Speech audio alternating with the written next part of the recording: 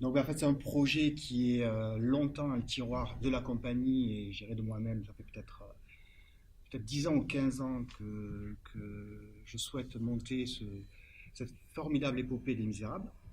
Et donc là, je pense que le moment était venu avec l'équipe que nous avons, c'est-à-dire, parce que je vais profiter pour les présenter avec Emmanuel Lemelec, avec qui je travaille depuis déjà beaucoup d'années, Marilyn Fauquier, qui est notre chef de chœur. Celui qui manque, on va dire qu'il est ici, on va le présenter là. Il est aux Pays-Bas actuellement, c'est Thomas Gers, qui est le compositeur et l'arrangeur de cette pièce musicale. Donc effectivement, c'est un projet bon, enfin, qui me tient particulièrement à cœur parce que c'est Les Misérables, mais au temps d'aujourd'hui. Donc tout le monde connaît forcément Jean Valjean et tous les personnages principaux comme Javert, Enjolras, les Thénardier.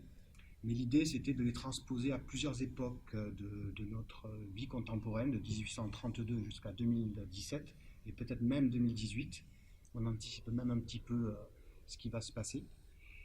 Et l'idée, c'était de faire une corrélation, une correspondance avec tous ces personnages et toutes ces histoires que tout le monde connaît, avec des faits historiques. Un spectacle quand même musical, dansé, donc il y a tous les ingrédients et tout le, je dirais, notre savoir-faire à nous tous, comédie, chant, danse et vidéo, projection, mais quand même pour raconter un message fort qui nous touche tous et dire que le texte de Victor Hugo il est plus que jamais actuel. Après, l'idée aussi, c'est que c'est un travail qui a pris une dimension européenne, parce que là, ça va être notre avant-première ici à Avignon, enfin notre scène au Grand Avignon. Mais précédemment, on a travaillé au Portugal, on a fait déjà une petite présentation, à Perpignan, du travail aussi en Belgique, hein, du travail aux Pays-Bas, donc avec donc, ce fameux Thomas qui est ici, bonjour Thomas, qui est ici invisible, mais qui est là avec nous. Et donc bientôt l'Espagne aussi. Et puisque le sujet se passe aux portes de l'Europe, l'idée c'était aussi de fédérer plusieurs pays de la communauté et plusieurs artistes hein, et tous les arts pour pouvoir porter ce projet. En fait, c'est vrai que dans la compagnie, on avait déjà travaillé ensemble, mais il n'y avait pas cette ampleur, je pense, orchestrale qu'il y a là avec Thomas Gerd, qui nous a vraiment fait une partition qui est, on va dire, à la frontière entre différents styles de musique, et Ouais. notamment la musique classique. Donc là, il va y avoir le Requiem de Fauré, il va y avoir la 9e symphonie de Beethoven, et des musiques à lui qui sont écrites, très bien écrites d'ailleurs.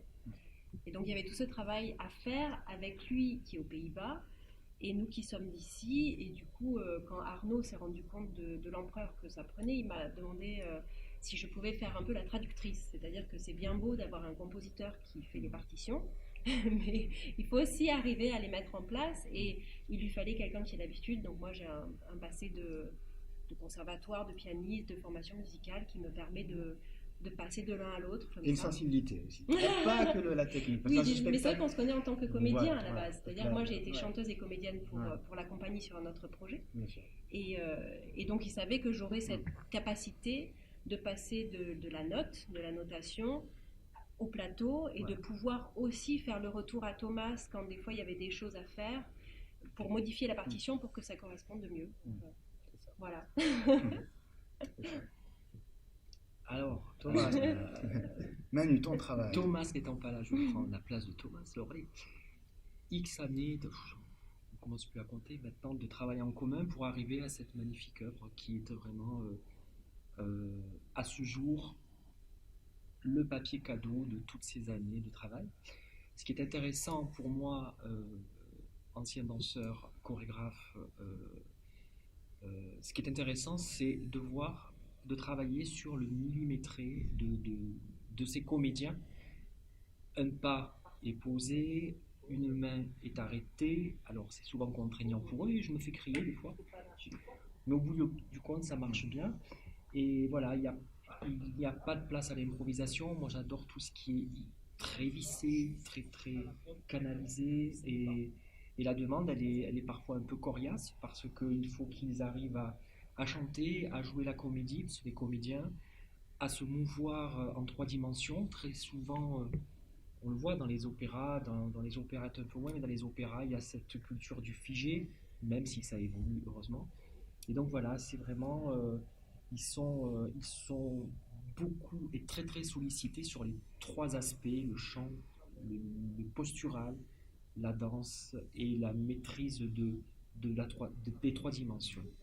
Et c'est un bonheur. Et ce que je rajoute par rapport à ce que dit Manu, parce que lui, forcément, il a tout son travail très important sur le postural par rapport à ta formation, mais parce qu'on a des artistes qui viennent vraiment de différents univers.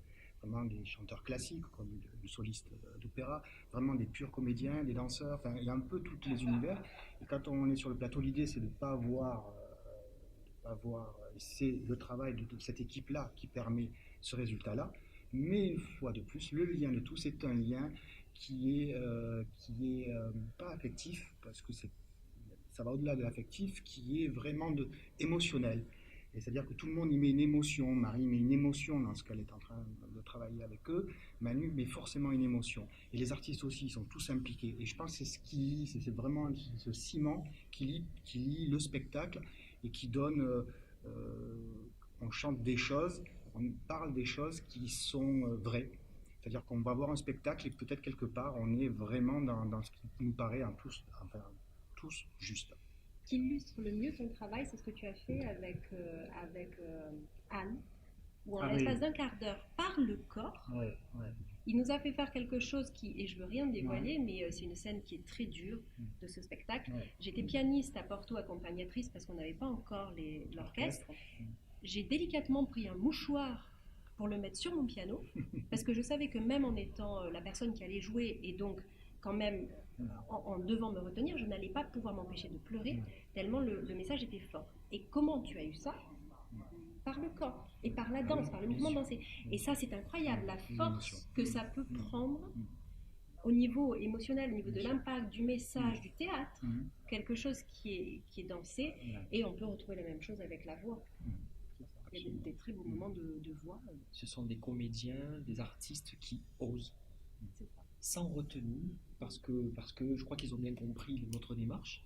Et c'est parfois très impudique, c'est parfois très pudique, mais corrosif, arrondi, chaud, voilà, mais en même temps c'est extrêmement contrôlé. Et il y a plein de petites histoires dans l'équipe. Oui. Il y a des chanteurs portugais qui vont venir, et ces chanteurs portugais qui vont venir avec qui on a travaillé, ils ont tous dans leur famille des gens qui ont connu la Révolution des œillets. Donc quand ils chantent ce chant révolutionnaire, ils sont plus que dans le spectacle. Là, dans mon équipe là aussi, ceux de Perpignan, on a Delphine, on a quelques-uns qui ont dans leurs parents et leurs grands-parents, des gens qui ont connu la retirade et qui ont connu le franquisme et qui sont issus de toute cette... Voilà. Et c'est pareil pour les gens du Pays-Bas. On a tous dans notre équipe là un fragment d'histoire qui est un lien à tout ça. Donc, voilà, ça a du sens. Vive nos princes, vive, vive Louis, dans nos provinces, aussi bien qu'à Paris. On chérit nos princes et le bon roi Louis. Vive nos princes, vive, vive Louis, dans nos provinces, aussi bien qu'à Paris. Chérit nos princes et le bon roi Louis.